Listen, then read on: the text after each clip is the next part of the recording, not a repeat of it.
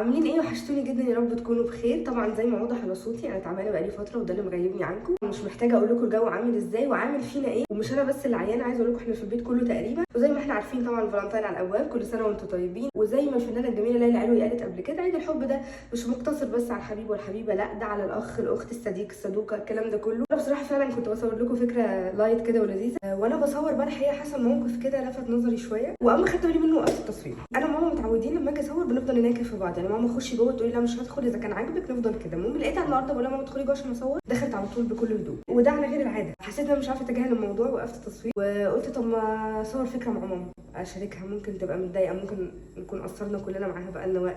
انا فعلا بقالي وقت تعبانه وهي كمان. قبلها كنت مسافره، فقلت خلينا نعمل المره دي الفكره مختلفه. مش عيب ان احنا نقصر مع اللي بنحبهم، لكن الفكره ان احنا اول ما نحس بالتقصير ده نحاول نصلحه فورا وناخد بالنا. وده اللي انا عايزه اقوله النهارده. قررت ان انا يعني همشي ورا قلبي ورا احساسي ورا فكره ان انا حاسه ان هي مش مظبوطه، ولكن فكره المشاركه دي اكيد هتفرق معاها ولو بحاجه بسيطه. مش لازم نتخيل ان احنا لازم نعمل حاجه كبيره، تفاصيل الاهتمام مش بتحتاج مجهود كبير زي ما احنا متخيلين. نشارك بس بعض، وهشاركها بكل حاجه كمان هتكتبوها على الفيديو ده. قعدتنا المفضله انا وماما كده ونبطه، وماما مش هتلاقوها ترد عليا لان هي فاهمه ان انا لسه بكمل تصوير في حاجه تخصني انا، فاهمه. انت عارفه ايه اللي جاي بعد يومين؟ لا عيد الحب. تقولي مش فاهمه، اول واحد اتكلم. ايوه كلمه عادي. اه ايه اللي جاي بعد يومين؟ ايه اللي عيد جاي؟ الحب.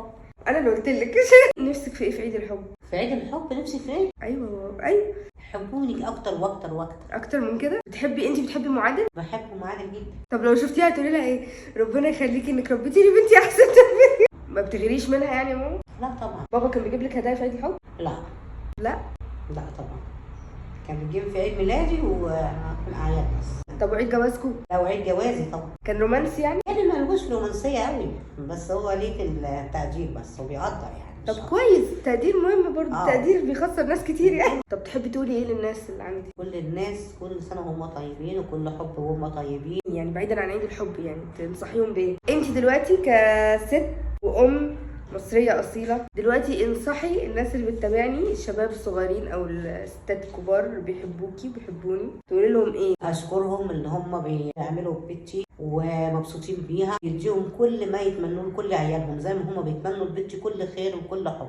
طب الناس اللي بتتمنى حاجه وحشه بقى وبتكتب كلام مش حلو، تقولي لهم ايه؟ ربنا يسامحهم، كل واحد ربنا يسامحه، وكل واحد يطلع اللي جواه حسب اللي هو معاملته، حسب نيته، وهو متربي على ايه بيطلع اللي عنده. طب الناس عايزه تشوفك فين اللي هم بيشوفوا بنتي؟ ما هم عايزين يشوفوكي، بيبقوا عايزين يشوفوا ماما. انتي نسخه مني، بيشوفوكي كنسخه. ما هم عايزين يشوفوا ماما دلوقتي. ما هو مبدئيا ما حدش مصدق غير ان معادل هي امي، هي شكلي ولبسي وكل حاجه هي ام هاي. خلاص انت هتفضحيني ولا ايه؟ الناس حابه عباياتك قوي، بيحبوا الفسكوس بتاعك قوي. الله يخليهم، ده عينيهم الحلوه. انت مكسوفه ليه طيب؟ انت مكسوفه وانا مش جايبه الكاميرا عليكي اصلا، ما لما اجيبها. ربنا يخليهم ويديهم ويراضيهم في عيالهم كلهم. امين. فكر نقوم نعمل 2 سحلب كده واحنا قاعدين، ولف الكاميرا بقى ونطلع انا وانتي للناس ونتكلم، ايه رايك؟ لا لا ليه؟ لا ليه؟ لا ليه؟ بتحرجي ليه؟ انت بتعملي مكان. لا بتتحرجي ليه؟ لا تعالي يلا. لا يلا بس يلا. لا الفيديو ده هيفضل موجود بقى في ذكرى بينا بقى. يتفرجوا يديهم حياه حلوه ربنا، ويديهم كل خير وهنا يا رب. اللي بيحب كل مش بيحب ربنا يديهم برضه يا رب. بتحبي تيتا كواكب؟ بحب تيتا كواكب. كواكب طبعا بحبها. بقالها فتره هي مش باينه ساعات.